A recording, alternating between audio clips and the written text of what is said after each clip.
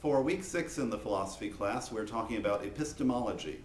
Epistemology is a fancy word for the theory of knowledge, or how do we know what we know, and can we be sure about what we know when we know it? The Blackwell Companion to Philosophy, which is a book that I often refer to when looking up things like this myself, says, epistemology is the branch of philosophy concerned with the inquiry into the nature, sources, and validity of knowledge. Among the chief questions it attempts to answer are, what is knowledge? How do we get it? Can our means of getting it be defended against skeptical challenge? How do we know what we know? There are different ways of thinking about this. Plato often thought that much of what we know comes in the form of recollection, that somehow out there in the past we knew things already before we became sort of leveled into our matter-born bodies, our human bodies. And as we encounter new pieces of information, we are somehow recalling what we have learned before.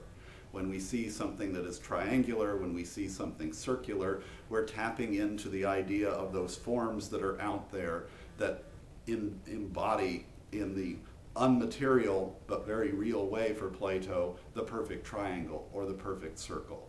Or indeed in our own human actions, what is an ideal virtue? There is that ideal virtue out there that our own virtuous actions can tap into, and we can judge against that. There are different ideas that go through the history of philosophy on how we know things, and your book by Popkin and Stroll talks about the theory of knowledge, beginning with Descartes, and he worried very much about knowledge. He worried whether or not, in fact, we could ever know anything with any assurance, with any validity, with any kind of sense that we do know what we know. Because he worried that the whole world might be, and if he lived in today's idea, he might, or in today's time, he might come up with the idea of living in a holodeck from Star Trek. How do we know it's not all a mirage? How do we know it's not all a figment of our imagination? So he came up with various tests and came up with various theories, but decided ultimately that about the only thing he could be sure of was that he himself was thinking these things and perceiving these things.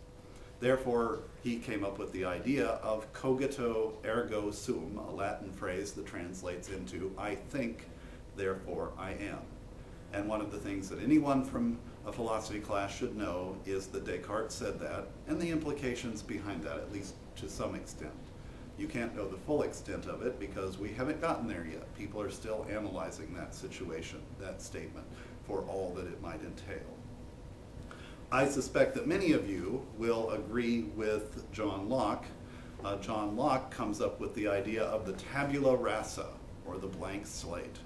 That we don't have all of this knowledge that's already somehow embedded in our minds that we're recalling from who knows where outside, but we're actually starting from scratch and learning as we're going along. From sensory perceptions, it's a very empirical way of doing things.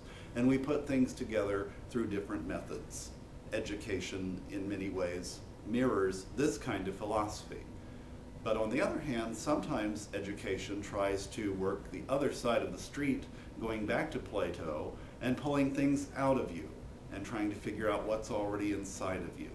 So neither philosophy has won out entirely. We can go to the extreme of someone like Bishop Berkeley, who's one of my favorite characters in philosophy, who wondered if matter exists at all, if anything exists at all. How could we know?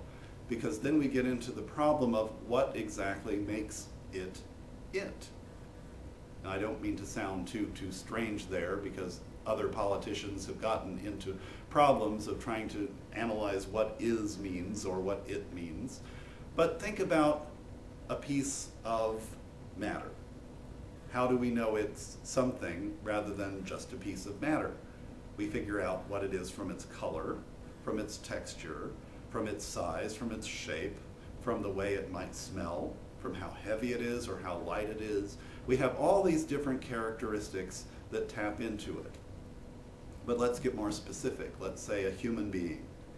Well, I'm a human being, at least I hope I am. I think I am, and therefore I can relate to Descartes. I think that I am one. But am I really a human being if I lose weight, if I lose my hair, if I lose my sight, if I lose my arms. There are all sorts of things that we could say, well, no, a person without arms is still a person. A person without sight is still a person. A person without this or that or the other thing can still be a person. The reason why this becomes important, of course, is because one of the things that's happening now in medical ethics and bioethics is trying to figure out when a person ceases to be a person. Do we keep someone on life support indefinitely, even if there's no hope of recovery? At what point do we lose our personhood? And that in many ways taps into the theory of knowledge and how we know things. If I cease to know anything at all, I pretty much cease to be as a person. So those are some important things to think about as we're looking at the theory of knowledge and epistemology.